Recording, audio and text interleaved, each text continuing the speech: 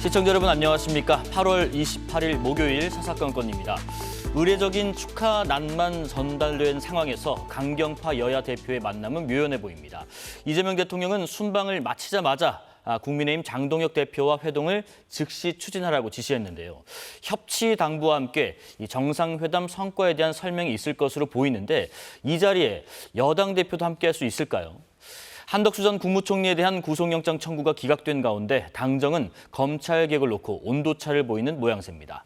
정치권 소식 더불어민주당 홍익표 전 원내대표, 국민의힘 김성태 전 원내대표와 함께합니다. 어서 오십시오. 예, 안녕하세요. 일단 이재명 대통령이 순방을 마치자마자 우상호 정무수석에게 국민의힘 장동혁 대표와 회동을 즉시 추진하라라고 지시를 했는데 앞서 장 대표는 이 단순한 만남은 큰 의미가 없는 것 같다라면서 말을 하기도 했는데 일단 정식으로 따로 제안받은 게 없다는 입장에서 이 대통령과의 회동 어떻게 응할지 싶습니다. 어떻게 예상하세요? 아마 만남이 성사될 거로 생각됩니다. 아, 그러세요? 예, 통상적으로 대통령께서 그 해외에 특히 주요한 일정이지 않습니까? 예를 들면 이제 G7이라든지 또는 미국 방문 등과 같이 외교 일정 중에서도 중요한 외교를 하고 오면 또 중요한 사안이 합의될 경우에는 그 사안에 대해서 여야 지도부를 불러서 설명하고 그 협조를 국회 차원의 협조를 당부하는 그런 자리를 만드는 것이 관행적으로 있었습니다. 예. 더군다나 지금은 여야가 또 그 약간의 시차를 두고 새로운 지도부가 당대표가 각각 선출됐지 않습니까? 그래서 정청래 민주당 대표, 그다음에 장동혁 국민의힘 대표와 함께하는 그런 여야 지도부와 대통령과의 만남을 아마 가지려는 것 같습니다. 그래서 두 가지 이유죠. 그러니까 하나는 정상회담 성과 설명, 두 번째는 새로 취임한 여야 지도부 만남. 그다음에 하나 더 한다면 이제 정기국회가 시작됩니다. 9월부터. 네. 그러면 정부로서 가장 중요한 것이 정기국회 내내 입법과 예산 문제가 가장 중요하게 다뤄지는 문제이기 때문에 특히 뭐 별 이변이 없는 한 11월 초에 대통령이 시정연설을 하러 국회를 방문할 가능성이 높기 때문에 그런 여러 가지 등등의 그 국회 일정 등 정치 일정 등 감안할 때 이번 여야 당대표와 대통령의 만남은 성사될 가능성이 매우 높다 이렇게 보입니다. 외국 정상과의 어떤 정상회담 이후의 그 성과를 설명하기 위해서 관례적으로 가지는 야당 대표의 만남 이상의 어떤 의미가 있긴 있을까? 예를 들면 이 대통령이 지금 순방이 마치자마자 적극적으로 야당 대표와의 만남을 추진하라 이렇게 지시한 또 다른 배경이 있을까 싶습니다. 어제 이제 우상호 정무수석이 네. 직접 란을 들고 이제 국민의힘 장동혁 대표실을 갔다 이제 방문을 했지 않습니까? 네. 방문하고 이제 축하의 말씀과 함께 이제 이재명 대통령이 출국하기 전에 이렇게 뭐 누가 되든 당 대표가 되고 나면은 빠르게 국민의힘 당 대표와 자리를 갖고 싶다. 네. 그런 이제 대통령의 뜻은 분명히 우상호 정무수석이 밝히고 갔는데 예. 어제 이제 그 내용을 이제 장동혁 대표에게 이제 우상호 수석이 전달은 했습니다만은 장동혁 대표 입장에서는 이제 불과 며칠 전 뭐 이틀 전까지만 하더라도 뭐 이 전장터에서 하염에 휩싸인 그 하기가 몸에 빠지지가 않은 상태예요. 그렇기 때문에 아직 다 당직자 임명도 하지 못했잖아요. 네네. 사무총장도 임명해야 되고 또 지명직 최고위원을 누구를 할 것이며 그렇게 해서 결론 본인이 또 전당대회에서 한 이야기하고 실질적으로 당 대표가 되고 난 이후에 또 이제 당을 관리 운영하는 방식은 달라져야 되는 거거든요. 그런 자신의 정리정돈 시간이 상당히 좀 일정 부분 필요해요. 아, 시간이 필요하다. 그런 예. 측면에서 지난번 손은석 비대위원장이 또 8.5 광복절 그냥 사명 관련해가지고 그냥 그 입장을 덜컥 받았다가 아주 복면을 당한 그런 경우도 있잖아요. 그렇기 때문에 장동혁 대표 입장은 이거는 한미 정상회담 결과를 갖다가 이재명 대통령이 여야 지도부를 초청해서 예. 뭐 설명하고 이렇게 앞으로 후속적인 뭐 입법 조치를 또 할 분야 있고 뭐 예간에 또 뭐 정치적으로 또 도와줘야 될 일도 있고 그런 건데 네. 그런 협조를 이뤄낼 그런 자리를 갈 건지 안 그러면 장동혁 대표 입장에서는 여야 영수회담으로 대통령과 야당 대표인 자신을 같이 그렇게 영수회담으로 갈 건지 이걸 아주 정확하게 구분하고 자신이 판단이 되지 않는 상황이에요. 네네. 그러니까 정상적인 그런 초청 뭐 하여튼 대통령실에서 회담 자체를 갖다 아직 그 모양새가 안 잡혔어요. 네네. 그렇기 때문에 좀 더 시간이 있어야 될 것 같아요. 만날 것 같다. 시간이 좀 필요하다 말씀하셨는데 지금 대통령과 야당 대표의 만남 관련해서 장동혁 대표가 오후에 그런 얘기했습니다. 그냥 밥 먹고 덕담 나눈 자리 싫다. 한번 들어보시죠.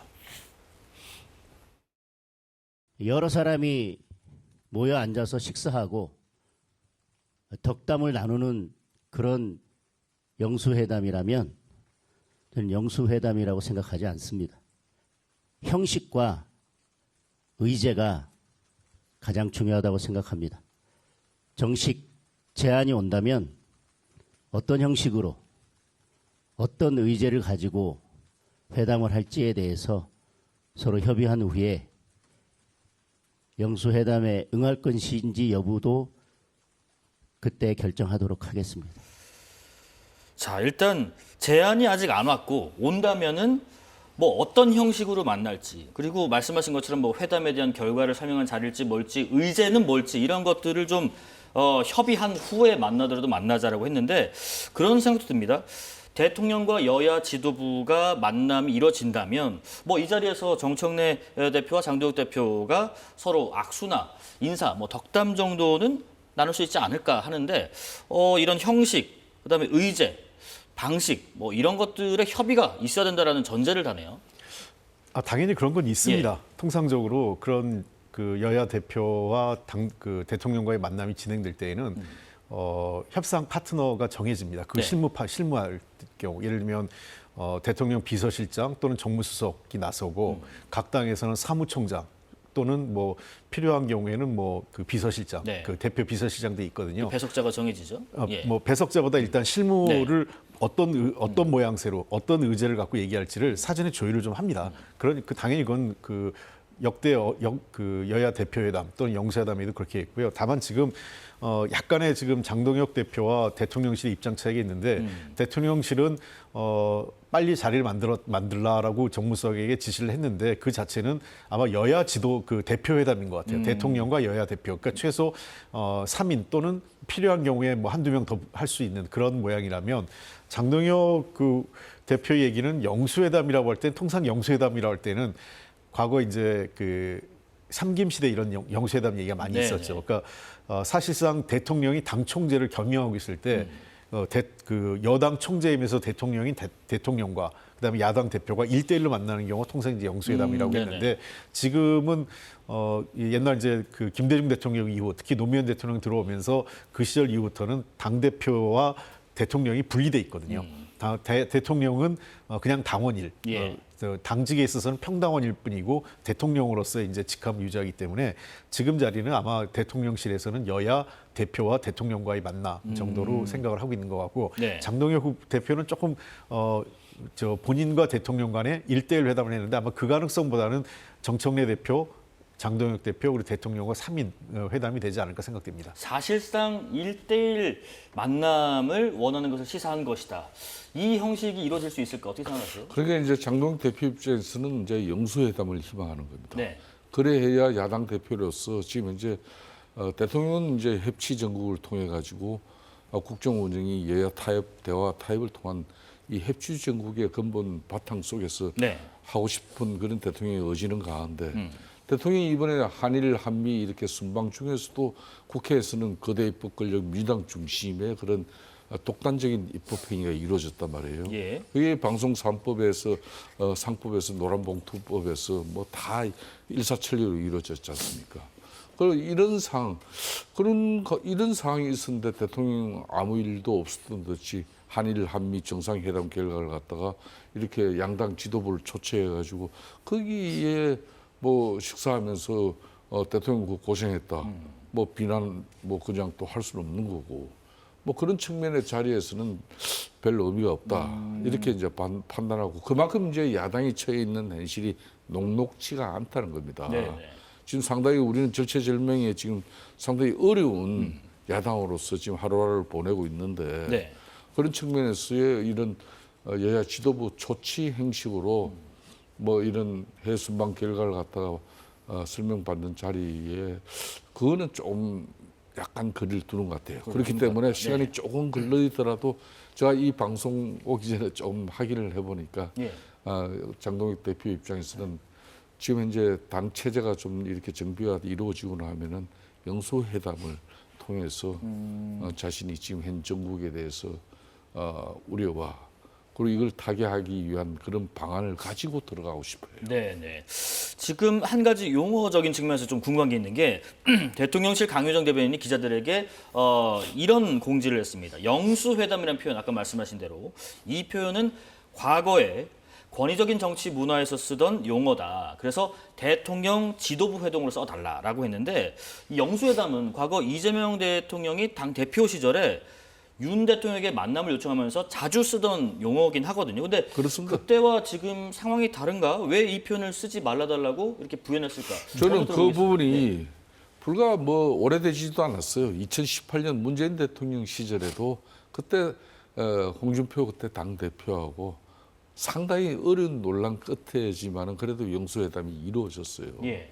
그래서 이제 상당히 좀 서로 진솔한 대화도 했어요. 그때 이제 원내대표인 뭐 김성태 원내대표가 좀 너무 강하게 나가니까 좀 탑다운 시켜달라 예. 뭐 이런 이야기도 할 정도로 그렇게 영수회담이 이루어지면은 대통령도 속에 있는 말을 하게 되고 또 야당의 또 당 대표 입장에서도 이런 부분은 잘못됐는데 이렇게 야당의 목소리를 좀 가감 없이 전달할 수 있는 그런 아주 통로예요. 그래서 이 영수회담은 고도의 정치 행위가 이루어질 수가 있는데 예. 이게 이제 여야 지도부 초치 행식으로 지금 강윤정 대변인 입장으로 그렇게 정리가 되면은 대통령도 자기 친정집 대표 의식하고 야당 대표인 자신도 카메라 그러니까 국민들 또 야당 또 당원들 특히 강성당원 지지로 이번에 된 장동혁 대표 입장에서는 네. 뭐 그래도 좀 전략적 유연성을 가지고 국정에 대한 뭐 해난 이야기를 편하게 할 수도 있는데 그런 자세가 안 노는 겁니다. 그렇기 때문에 뭐 표현 자체는 영수회담에 그건 과거의 산물로 비춰지면은 네. 그렇게 야당 대표 대통령 뭐 그런 지도부 회동. 새로운 회동 이름을 어떻게 짓든 관계없죠. 네. 영수회담 표현을 좀 지양해달라. 이거 어떻게 생각하세요? 이 말은 제가 제일 먼저 했던 말입니다. 네. 이 권위주의적 정치문화의 표현이니까 쓰지 말자라고 한 거는 제가 2018년도 수석 대변인 할 때 썼던 말, 예. 이미 맞아요. 예, 제가 했던 얘기인데요. 제가 이 얘기 왜 나면 이게 영수회담이라는 영수라는 게 사실은 중국식 의복에서 나온 표현입니다. 그러니까 또 하나는 우리나라가 아까도 제가 말씀드렸습니다. 그래서 제가 지금 모두에 설명을 드렸던 건데 대통령이 총재를 겸임했던 시절하고 그때는 영수회담이 불가피했죠. 네. 그러나 지금은 그런 상황이 아니고 실제로 당은 그러니까 국회 운영은 당 대표와 원내대표를 중심으로 해서 운영되고 있기 때문에 대통령 입장에서도 그 여당 대표에게 이래라 저래라 하기가 어려워요. 그게 자칫하면 이제 지난번에 윤석열 전 대통령이 문제가 됐던 당무 개입이 개입, 그 위법성 예. 논란이 있기 때문에 당의 운영에 대해서 요청하고 뭐 이렇게 협조를 요구한다 이런 거지 이래라 저래라고 지시할 수 없는 게 현행 법상 당과 대통령의 관계가 그렇게 돼 있는 겁니다. 그런 측면에서 그 당시에도 제가 왜 그런 얘기를 하냐면 홍준표 똑같은 얘기인데 홍준표 당시 대표가 그런 얘기를 하길래 지금 우리 당시 더불어민주당은 이해찬 당대표를 중심으로 우리가 하니까 국회와 관련된 상황은 여야 대표 간의 논의도 해야 되니까 예. 당 대표와 여야 지도부가 만나는 모임 만남을 하자 이렇게 제안을 했던 겁니다. 그래서 저는 그런 측면에서 어차피 그날 논의될 때 당 대표가 국회 차원에서 여야 당 대표가 서로 논의하고 합의해야 될 내용도 있고 그리고 지금 두 사람이 만남도 하기 어려운 상황이기 때문에 이번에는 대통령과 여야 대표 특히 교수단체인 두 대표와 함께 만나는 게 좋고요. 정 만약에 현실적으로 장동혁 대표가 영수회담을 고집한다면 1대1 회담을 고집한다면 아마 형식은 그렇게 될 가능성도 배제할 수 없겠죠. 대통령이 일당 대표하고 그러니까 민주당 대표 따로 만나고 국민의힘 대표를 따로 만나고 네. 또 기타 비교수단체 대표를 또 따로 만나는 이런 모양새를 취할 수 있는데 그거는 그때 이후에 아마 전국 상황 그다음에 여야의 지도부의 당 대표의 입장들을 보고 판단할 텐데 저는 지금 상황에서 여야 당 대표 간에 경색되는 것까지 감안하면 정청래 대표와 그 장동혁 대표가 함께 만나는 게 좋지 않을까 생각합니다. 자, 그러면은 이런 가운데 지금 장 대표의 당선에 무반응이던 정청래 대표가 SNS 통해서 장동혁 대표를 향해서 5가지 질문을 던졌습니다. 그 질문 화면에 보고 계신데요. 뭐 윤석열 전 대통령의 비상계엄 내란은 잘 된 것인가? 윤 전 대통령에 대한 탄핵도 헌재 파면도 잘못인가? 등등등등 5가지를 물었고 여기에 대해서 장동혁 대표 오늘 이렇게 답을 했습니다. 우선은 질문을 보고 빵 터졌습니다. 전당대회 거치면서 여러 가지로 그 피로가 쌓였는데 하여튼 웃음을 주시고 피로를 풀어주신 데 대해서 감사하게 생각합니다. 결론부터 말씀드리면 왜곡과 망상으로 점철된 정치 공세에 대해서는 굳이 제가 답할 필요가 없을 것 같습니다. 더불어민주당 당대표의 격에 맞는 그리고 정치를 복원하기 위한 의미 있는 질문에 대해서는 저도 성실하게 답변하도록 하겠습니다. 그렇지만 민주당의 이런 선동이나 왜곡, 악의적인 프레임에 대해서는 당당히 맞서서 국민들께 그 부당함을 알려나가도록 하겠습니다. 굳이 답할 필요가 없다라고 답을 하면서 이 지금 여야 관계가 계속해서 대표 간에 좀 경색되는 국면인데 예를 들면 뭐 장 대표가 윤 전 대통령에 대한 이런 질문에 대한 답을 하지 않는다면 가령 윤 전 대통령을 면회하는 것 그리고 지금 뭐 한간에서 예상하고 또 가능성이 있다고 보여지는 전한길 씨를 당직에 기용하는 이 여부 여기에 따라서 혹시 여야 대표의 어떤 지금 경색 국면이 좀 달라질 수 있는 부분이 있을까 어떻게 생각하세요?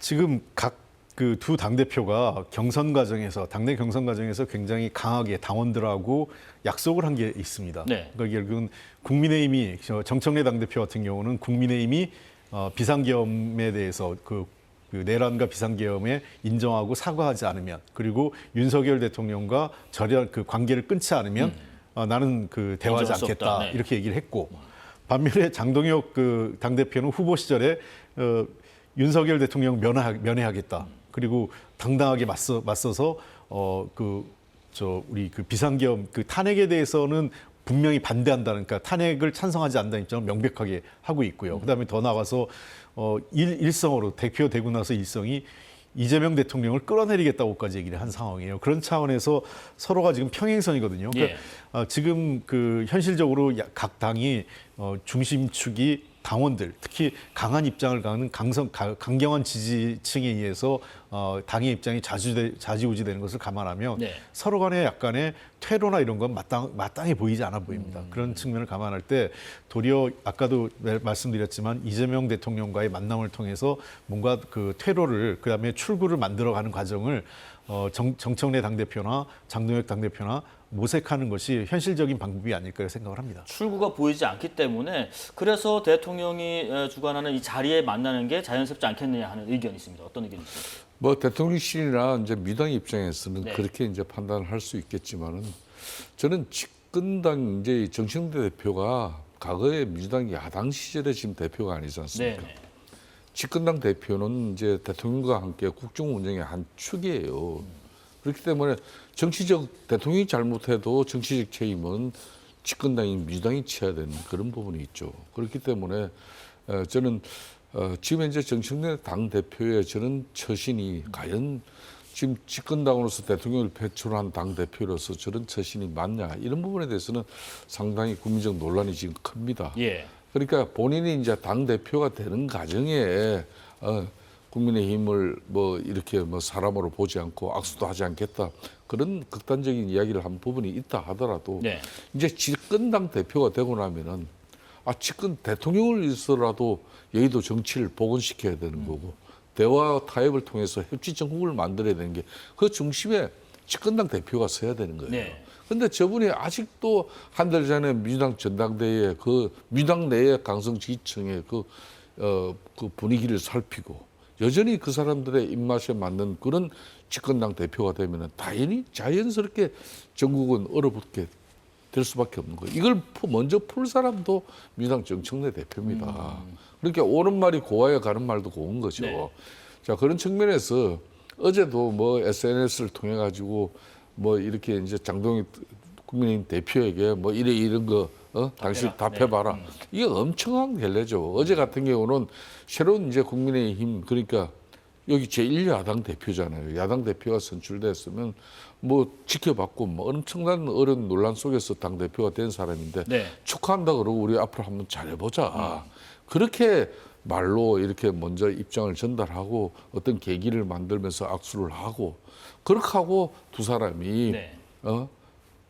한일 그리고 한미 정상회담 대통령의 어떤 그런 순방 결과를 갖다 서로 설명을 듣고 또 입장을 내고 그게 맞는 거지 어떻게 대통령에 의해서 그냥 여야 간의 당 대표가 하의를 하고 손을 잡고 그걸 기다립니까? 이러면 이 사람들은 근본적으로 정치를 아직 덜 한 사람들이에요. 그렇기 때문에 예, 저는 예. 지금 이 시간 이후에도 지금 이제 정청래 대표 입장에서는 이제는 집권당 대표이기 때문에 집권당 대표로서 좀 어젓한 모습으로서 되려 자신의 민주당 강성 지지층에게 좀 정청래가 왜 저렇게 달라졌어 이런 소리가 들을 수 정도로 네. 달라진 모습을 보여야 이게 전국이 평안해져요. 알겠습니다. 안정스럽게 만들어지는 거예요.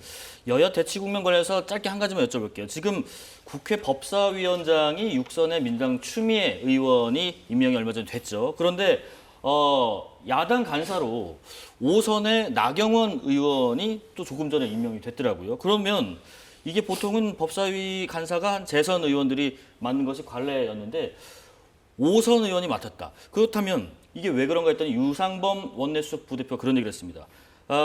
전투 모드다. 선수와 상관없이 전투 모드다. 이 앞으로 법사위에서도 6선과 5선의 대치, 이런 여야 대치가 계속되는 국면일까요? 어떻게 보세요?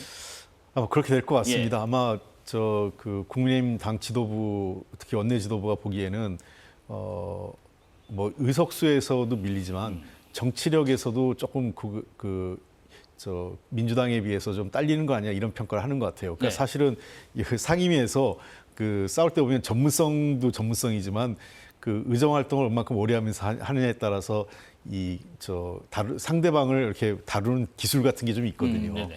뭐 김성태 대표님도 오래 하셨으니까 잘 아실 텐데 지금 우리 당 같은 경우에는 법사위에 박지원 전 대표님도 계시고 네. 전체적으로 아마 앞장서서 일하는 실무적으로 일하는 초재선 의원이 있는 것 반면에 아주 중진 의원들까지 포진해 있기 때문에 상대적으로 국민의힘은 아마 중진 의원이 거의 없었던 걸로 알고 있어요. 그러다 보니까 그 초강수를 둔 거죠. 단순히 법사위에 참석 정도가 아니라 간사를 나경원 전 의원을, 그러니까 원내대표까지 한 나경원 의원을 두면서 일종의 맞불을 놓은 건데 글쎄요, 이게 사실은 다선 의원들이 그 격렬히 여야가 싸울 때 뒤에서 조정하고 그거를 좀 자제시켜야 되는데 도리어 요즘은 다선 의원들이 전면에서 싸우는 모양새가 연출될 것 같아서 그것도 조금 보기에는 좀 민망해 보입니다. 네. 대한민국 헌정사에 이제 새로운 이변이 만들어지고 있는 거예요. 먼저 이제 민주당 추미애 이제 당 대표까지 하고 한때는 민주당 이제 국회의장 작년에 국회의장 후보로 경합까지 한 사람이에요. 예? 그리고 법무부 장관까지 한 사람이에요. 그런 분을 갖다 또 법사위 상임위 위원장으로 이렇게 이제 정청래 대표는 그 판단을 그렇게 해버렸단 말이에요.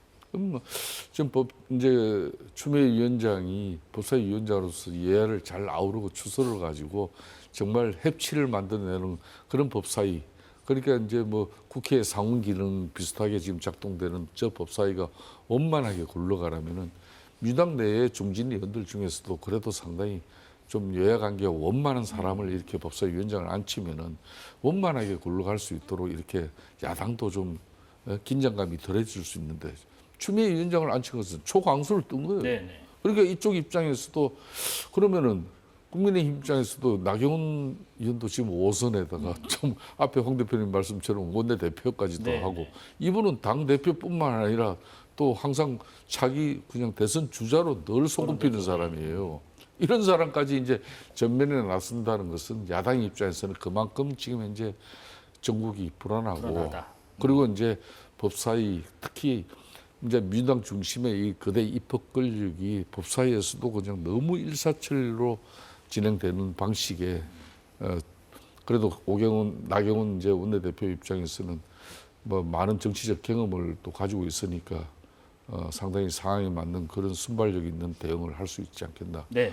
뭐 그런 판단에 뭐 이루어진 것 같아요. 하지만 상당히 이례적이다. 자, 검찰 개혁안 관련 이야기도 좀 해보겠습니다. 지금 정성호 법무부 장관의 신중론에 여당 검찰개혁특위 위원장인 민영배 의원은 너무 나갔다 이렇게 말했습니다. 한번 들어보겠습니다. 중수청, 경찰, 국가수사본부가 행안부 밑에 들어가게 됩니다. 그렇게 됐을 때 과연 1차 수사기관들의 어떤 권한들이 집중돼 갖고 상호 인적 교류가 가능한 상태에서 어떤 문제가 발생할지 이런 특위안에는 그런 내용은 없습니다.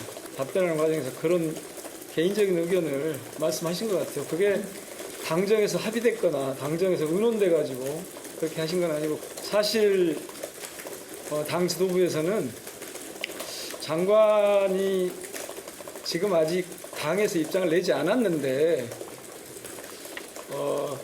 그렇게 말씀하신 데 대해서 말씀드린 것처럼 당신 본분에 그러니까 장관의 본분에 충실한 건가?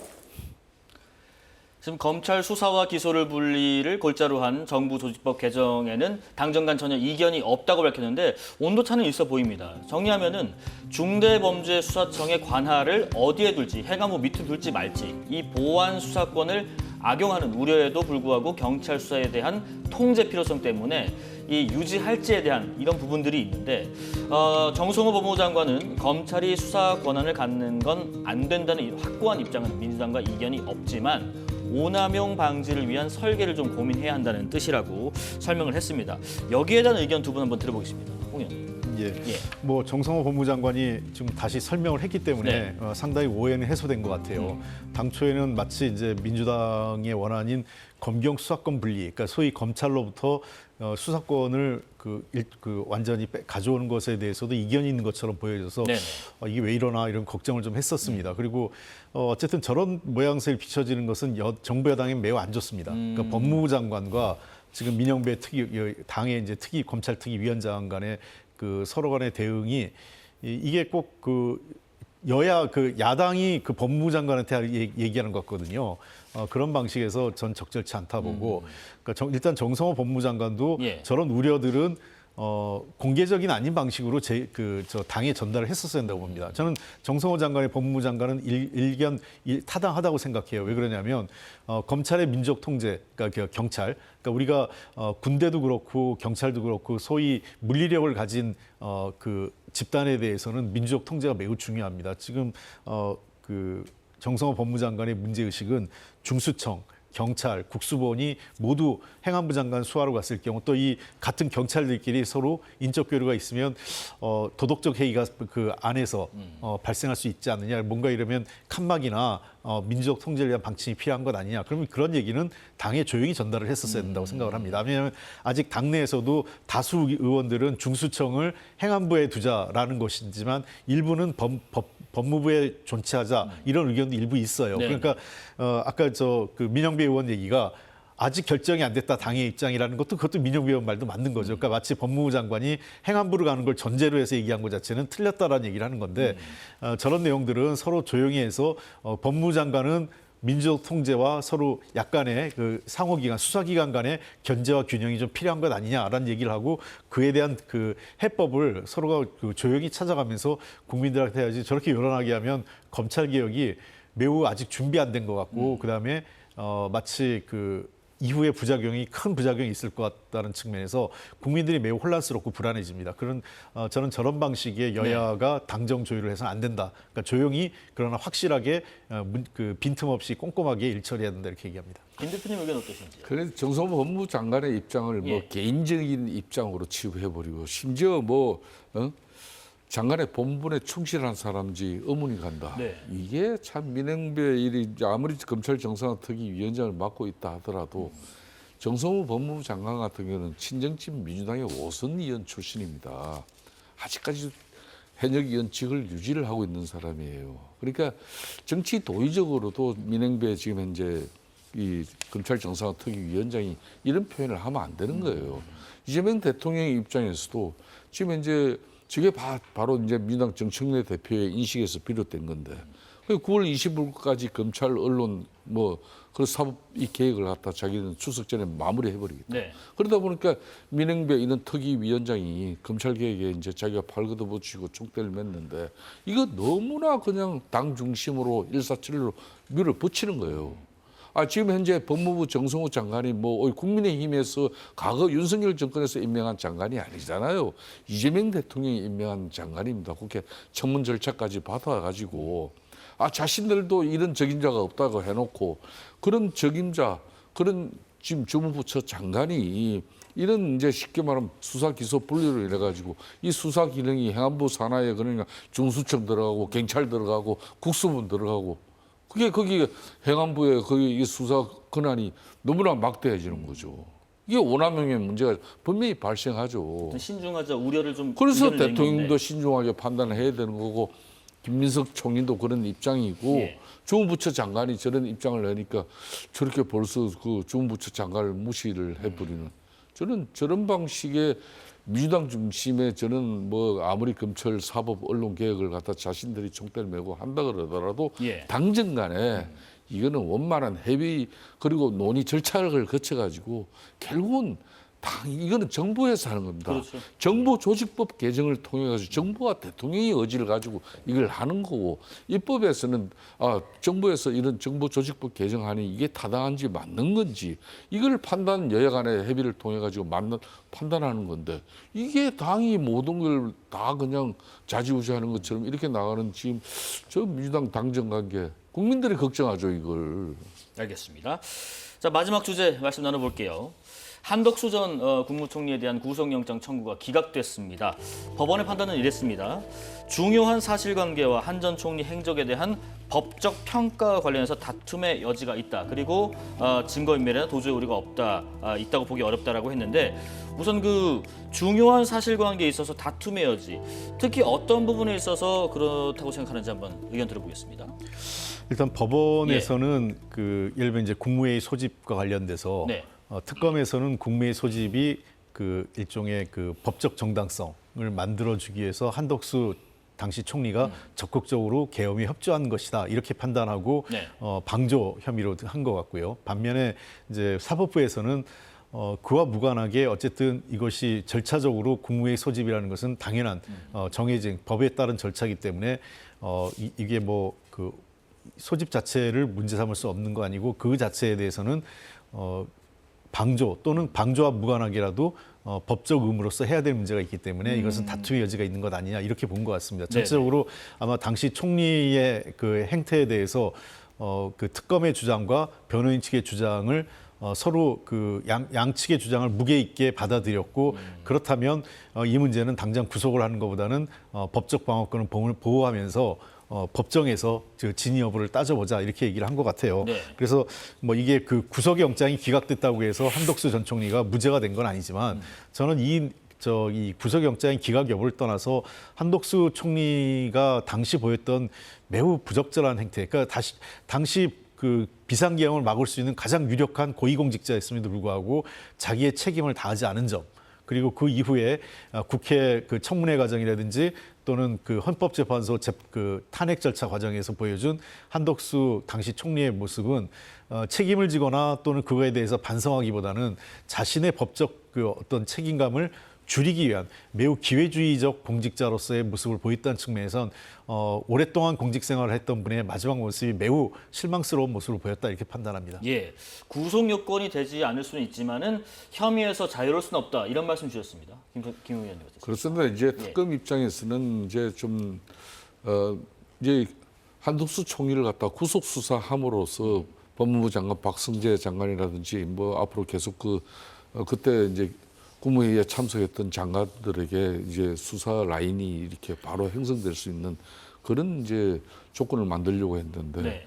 이제 법원 입장에서는 판사 입장에서는 이걸 구속 수감 시켜가지고 지금 이제 이 수사를 계속 이어갈 이유는 없다고 본 거죠. 그러니까 결론은 지금 한덕수 총리의 방어권을 더 이제 소중하게 생각한 것이고 네. 그것은 물론 헌재라든지 국회에서 답변에서의 그 진술이 이제 결론 특검 수사를 통해 가지고 번복됐잖아요. 그러면 자신의 실질적인 이제 증거를 특검 입장에서는 증거를 인멸한 그런 행위라고 보지만은 실체적 사실이 있는 대로 자기가 이제 자기한테 이거는 재판에서는 불리할 수가 있지만 예. 그걸 인정해 버렸단 말이에요. 그러다 보니까 증거 인멸 도주의 우려가 없는 겁니다. 네네. 굳이 그런 상태면은 이걸 재판은 뭐 모든 범죄자 수사는 불구속 수사가 원칙이거든요. 그런 측면에서 한덕수 총리를 갖다 구속 수감시켜 가지고 이걸 수사를 이어갈 상황까지는 아니다. 이렇게 봐서 이제 결국은 구속영장 발부를 갖다가 이제 하지 않고 기각을 시킨 건데 네. 저는 그런 측면에서도 앞으로도 이제 검찰 입장, 특검 입장에서는 이걸 이제 특검이 보강 수사를 해가지고 재청구하는 방식이 있을 것이고 안 그러면은 불구속 기소의 이제 방침을 정해가지고 기소해버리면은 이제 네네. 끝나는 문제예요.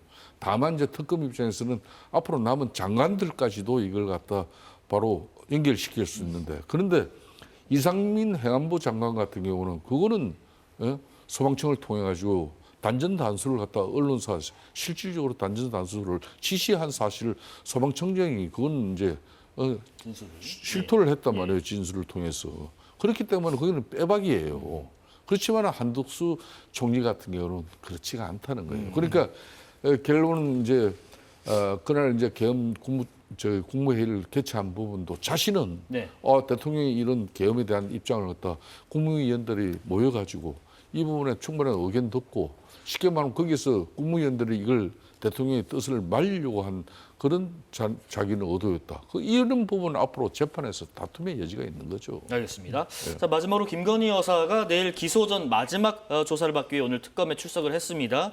오늘은 주로 도이치모터스 주가 조작 개입 의혹에 대한 조사가 이루어질 전망인데 그동안 대부분 진술을 거부했습니다. 진술을 계속 거부하면서도 특검 조사에는 출석하는 이유 어디에 있다고 보시는지요? 일단은 이 윤석열 전 대통령과 김건희 씨가 약간 좀 법정 전략이 다른 것 같습니다. 네. 왜 그러냐면 윤 대통령 같은 경우는 아예 모든 그 조사 자체를 거부하면서 일종의 법적 투쟁을 하는 정치적 투쟁을 하는 모양새를 취하고 있는 반면에 김건희 씨 같은 경우는 검찰의 그 조사에는 응하는 모양새. 그러니까 뭐 하루 거의 뭐 퐁당퐁당이라고 할까요? 하루 나갔다가 하루는 신병으로 안 나가고 한 번 나가고 그다음 또 안 나가고 뭐 이런 방식으로 지금 약간의 그 지연을 하지만 아예 거부하는 모양새는 취하지 않고 있습니다. 그러나 나갔다 하더라도 거의 대부분 진술 거부권을 쓰고 있기 때문에 네. 사실상 뭐 출석하지 않는 것과 마찬가지지만 내용상으로는 그렇습니다만 일단 형식적으로는 출석은 하되 그 본인이 가지고 있는 피의자로서의 권리인 진술 거부권을 적극적으로 활용하고 있고 아마 이건